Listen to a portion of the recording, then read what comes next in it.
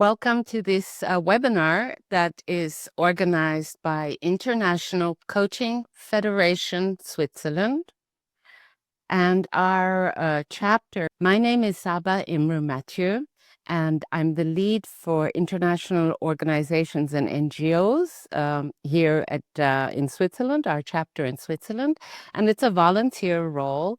And all the people that contribute to this project are also volunteers. They're professional coaches that are affiliated to ICF, and we're all volunteers. So in this presentation, I will give you an idea of what is the offer that International Coaching Federation has for international organizations and NGOs, why we're doing this and what is it that we propose and what is the scope of it. And also maybe how you can benefit from this. All right, I think so. So most of us are sort of, somehow connected to international organizations, but not all of us. So I was also working in an international organization for many, many years as an HR officer. So I'm familiar with that world, and I'm also familiar with coaching because I've been coaching for over 20 years. I've been a trainer of coaches at the Institute of Coaching in Geneva, and I'm very interested in research and coaching. So it's really my world now since over 20 years. So what I'll do is I'll start sharing my slides. And for those of you who are UN affiliated people, bear with me because you know this stuff already. But for our other guests who maybe are not familiar with the system, I just have a couple of slides to set the stage. So what I'd like to do is ask for colleagues, for participants who are not so familiar with our system, what do you see on this slide? Which is the one that you affiliate with UN or NGO work? What comes to mind? What is the first one that comes to mind? 1, 2, or 3? All of them, okay? All right, then. So for those who don't know our world very well, it's true, it's all of them. Often in the general public, when people hear United Nations or, UN or international organizations, they're often associated with the picture in number 1, which is actually the Security Council. And that's what we see the most on the news. The second one that we see the most on the news are humanitarian workers in the field. And the third picture is something that we don't see often, is there are a lot of people also who work at headquarters, people who work in technical organizations, for example, on matters related to telecommunication or the weather or patents. So there's a vast variety of agencies that specialize in different ways to help make life better for everyone in the world. The reason I'm highlighting this is that, I really want to start breaking down stereotypes about the UN, especially the difference between the first picture, which is the Security Council, and the other two pictures. The first picture is a symbol of the member states. They're the bosses. They're the owners of the United Nations. They are sort of the political decisions are made by member states. And the other two are employees like me and many of my colleagues here on the call. We're employees, and, we just have to make do with whatever decisions are made at a political level. So when people are critical about the UN, they have to be clear that maybe they're criticizing the political level and not the employees who are doing a very good job everywhere in the world, really improving life, but not only in the South, also in Europe and, in the Western world, benefits a lot from the work of the UN. So having said that, I'd just like to ask the people who are on the call, do you agree or disagree? Thank you. Thank you for that. It's very important to have this clarity. And this clarity is also important in the work that we do at International Coach Federation.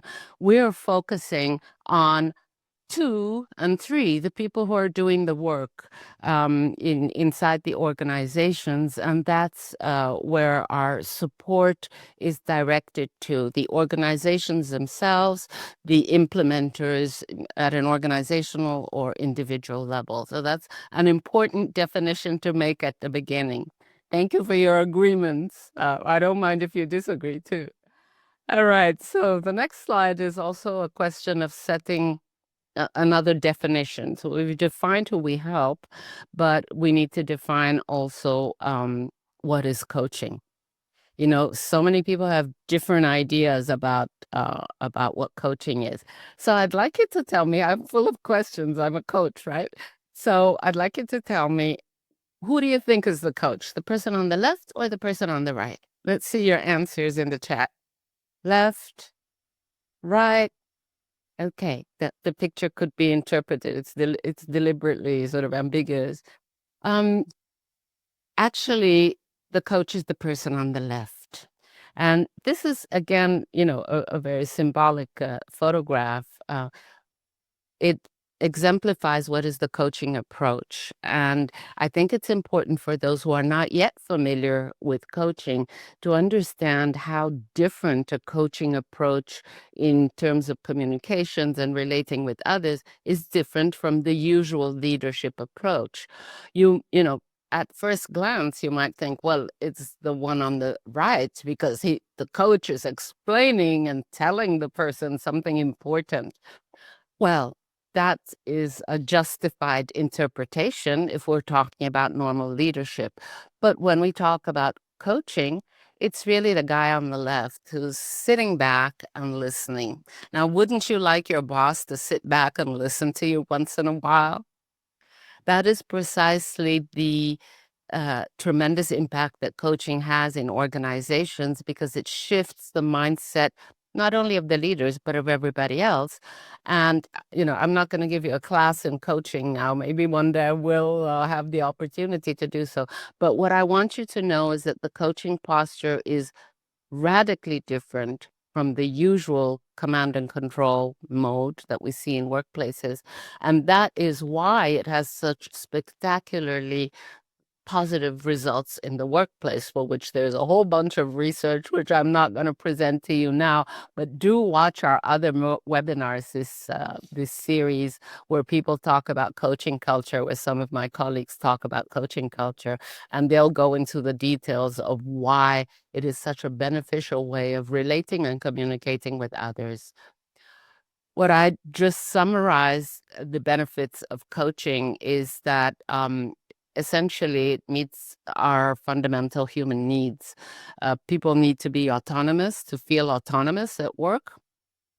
And a coaching approach favors that, because if you are a colleague or a coach or leader who coaches, you let people do their thing. You know, you give them a bit of freedom. You're not micromanaging. Isn't that a relief? Competency is another fundamental human need.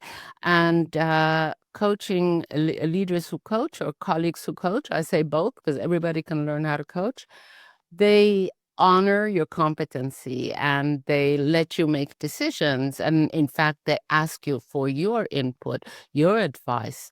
You know, how would you do it? So that is also very beneficial, and a sense of belonging, because fundamental to a leadership approach that is based on coaching or a colleague-to-colleague approach is the notion that we respect each other's humanity and we engage in conversation and we engage in dialogue. We're not just emailing orders. So this is really, I think, the fundamental part and benefit of coaching, which then makes people and employees feeling more respected, valued, happier, and performing better. Why we focus on international organizations and NGOs? Actually, there is a wider department which is called Coaching in Organizations, and that is something that ICF has all over the world. It's a very important area of work for us. And specifically in Geneva and Switzerland, all of Switzerland, we set up something for international organizations and NGOs specifically. Why is that? Because, traditionally Switzerland is really, it's for more than a century, it's been the hub for international relations, international cooperation. A lot of peace treaties are signed here. A lot of conflict management conferences are organized here in Geneva. So there's this sort of a culture of the Swiss culture that supports international organizations. And they're also, of course, a host country of multiple organizations and hundreds of NGOs. So, we're a Swiss association, even though the mother association is a global one. We are a Swiss chapter, so we take inspiration from that. Another thing is that international organizations and NGOs don't always have the possibility to develop a coaching culture or hire coaches, etc., because all of their funding is mainly focused on the core mandate, whether it's, helping refugees or, studying medicine and studying the weather and providing emergency support. That's where the money goes. And we know that nowadays the money is getting a bit short. And this means also that employees don't often have the opportunity to experience coaching. So, and we know that coaching is great. We're coaches. We know that it helps. And so all of the ICF volunteers are professional coaches, and they're purpose-driven. It's really important for them to be contributing in one way or another. Now, the thing is that also our association, ICF Switzerland, is mainly an association for coaches. So we have a duty to and a mandate to help our members who are professional coaches to develop themselves, etc. So this is also a very good opportunity for the coaches to contribute and learn about the fascinating world of humanitarian and technical aid through the agencies of the UN and NGOs. So this is really our mission. What are we really offering and what is the goal? We want to spread the knowledge about coaching to help organizations improve well-being and performance, to support people. That's what a coach does, we're really driven to support individuals. That's our job. And to thus help also to build thriving human-centered cultures. And again, I repeat, all of this is through high-quality pro bono coaching services. The reason why it's pro bono is because it engages people on a purpose-driven principle. And we know that volunteers have great commitment and they put a lot of heart into what they're doing. So this is really very important. And especially, we do not want to be competing with members who actually work as a business with organizations. There are some organizations do hire coaches, etc. So we're not sort of taking their work away by offering pro bono coaching services. So this is also very important to know. Before, coaching was given only for senior managers, but it's not the case anymore. It's really a very practical tool that helps everybody to develop confidence, to improve relationships, to improve collaboration, because we're doing a little bit less of command and control and micromanaging. It helps resilience, and people develop a more positive mindset, looking more for solutions, focusing on people's strengths. So basically, if you learn a little bit, you don't have to become a professional coach. If you learn a little bit of a coaching attitude, you think better, you lead better, you feel better. And that is the work that we do when we go and help organizations. What have we achieved so far? I'm talking about all the great things about coaching, but what have we achieved so far? This only started a year ago, so it's a nascent thing. We're building it as we go together with my colleague coaches. So one thing that we achieved was for 3 important organizations to agree to state that they are champions of coaching. And that's IOM, International Road Transport Union, and UNOPS. So they didn't enter into a contract or anything with us, but they just state publicly that they are champions of coaching, which is really fantastic. We created a customized program for UNICEF to support their internal coaches. Many organizations have internal coaches, but in different sizes. Some have one or two, and some have many more. And UNICEF have a very interesting group of internal coaches. And so we've agreed with them to have quarterly skills building workshops for their internal coaches to support the whole program, to offer group supervision and information webinars, for example, how to get credentialing in ICF. So that's what we're doing with UNICEF, and it's just such a delight to work for them. What else have we achieved? Well, last year we did International Coaching Week, like now, and there were 27 volunteer coaches and speakers, and we had over 100 individual coaching hours. We had 12 live webinars, interviews, and it was just really fun. A lot of hard work, but fun.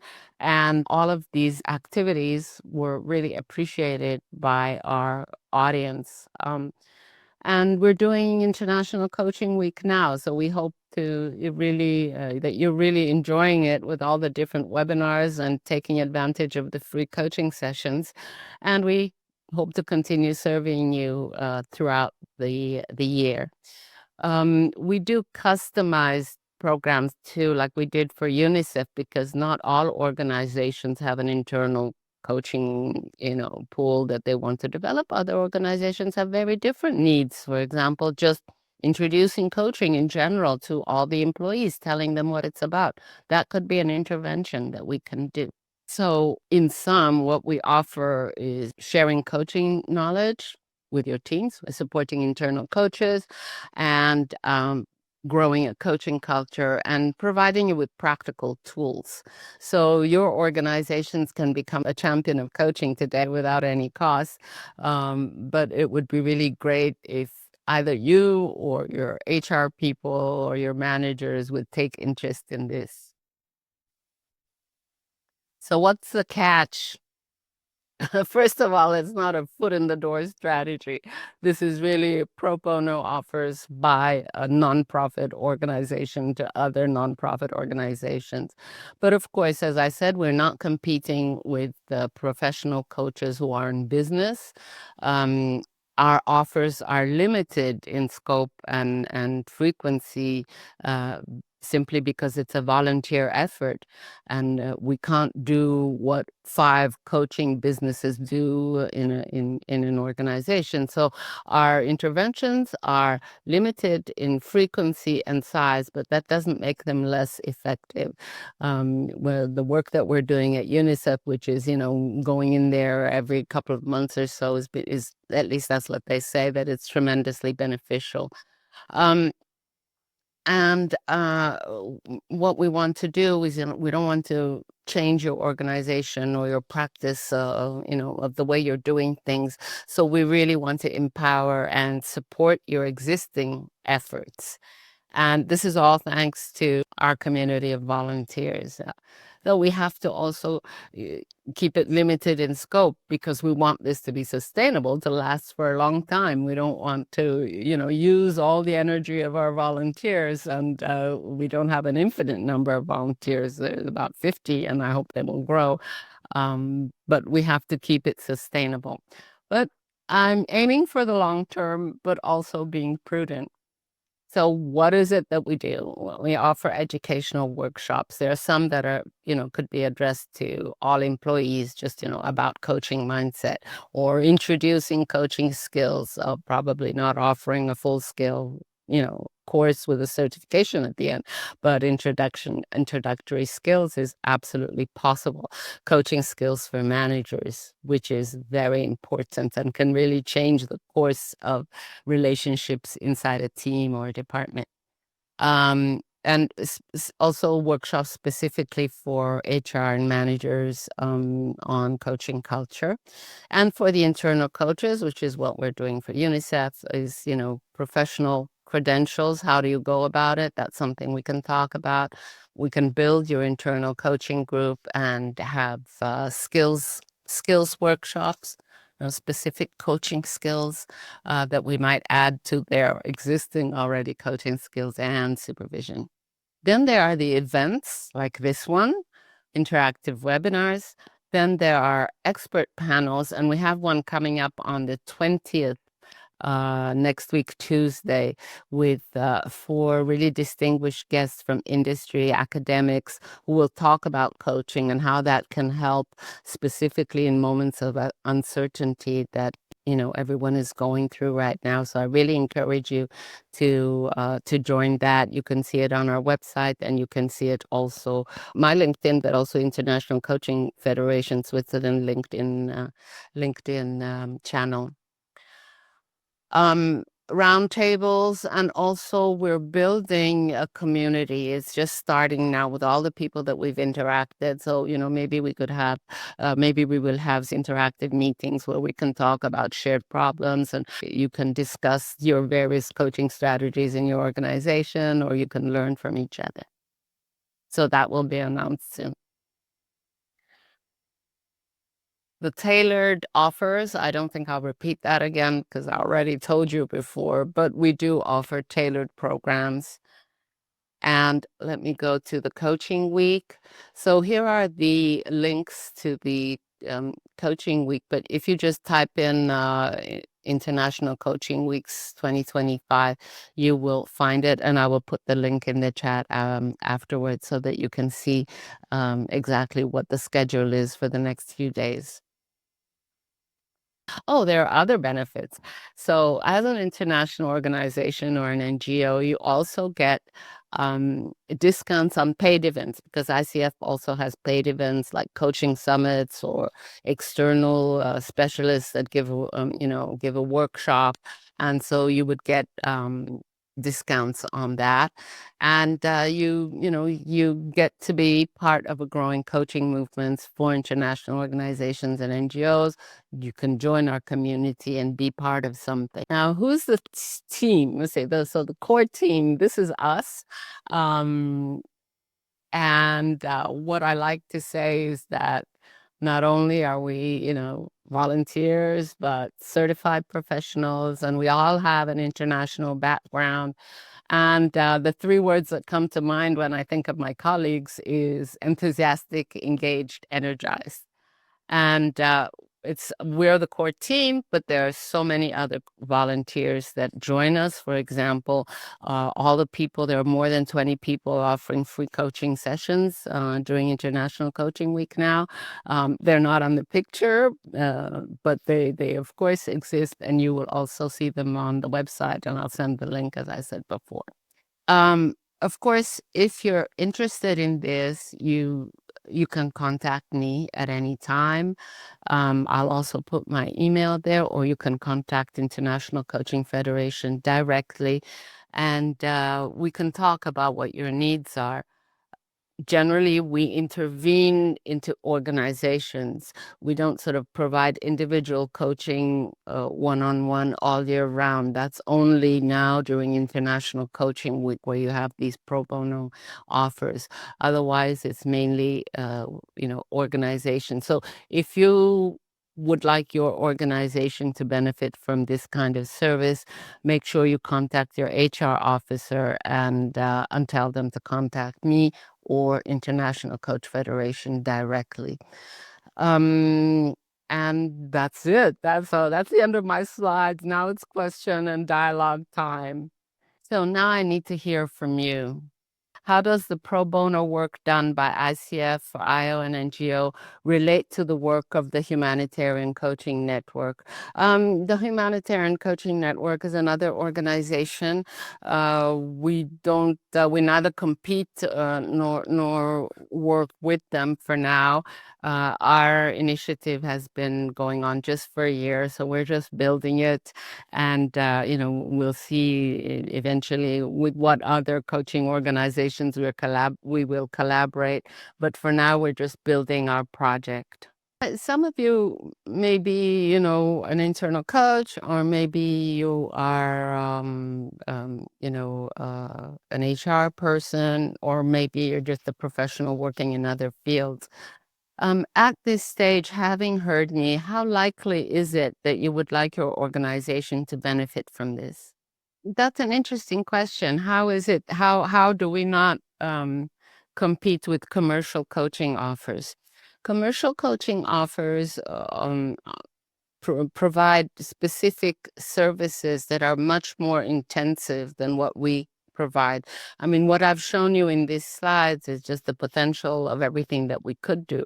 Our case study for now is in UNICEF, I mean, but typically we would come in maybe 4 or 6 times a year to help with something, or we would have just an occasional consulting and advising session with the human resources department on how they can go about building their internal coaches. And so it's really very punctual, but that doesn't make it less effective. And then the webinars, well, we have webinars like now. We'll continue having educational webinars on demand. So there's no way in scope or intensity that we can compete with big organizations that go into organizations and offer commercial, expensive services. Does that answer? Okay. So basically, quantity and frequency. Okay, is there anybody else here? Okay, then. So I guess we're nearing the end, and before I close, I would like to ask you, what is your takeaway from this information session? So yeah, I have confidence that you have a takeaway because you're still here at the end. You didn't drop out. So do share with me, what is your takeaway. It helps me also to build my future presentations, for example, to make sure that I'm explaining clearly what we're doing. Thank you. Grateful to see this ICF work is taking place for ILs and NGOs. Merci. And with this, I will close the call. I thank you, and I also encourage you to watch the next session this afternoon, which is Telan Ngwain, and this is really a lot about personal development and centering. Telan is going to talk about how to sort of quell all the noise that we have around the distractions internally, etc. And he will tell us, guide us through a very interactive conversation to find a way to listen to our inner voice. So don't miss that. It's at 1:00. And then tomorrow there is at 11, Susan McKay, who will talk about neurodiversity in organizations, and how important it is to have a coaching approach with that. And this is a rarely touched topic, but it's a very important one, especially if we want to be inclusive of everybody. And lastly, there will be Harmut, who will talk about how important it is for leadership to lead relationships and build relationships with people. And that's also a very interesting topic. I'm sending you the link, and I thank you for your attendance and see you next time. Bye-bye.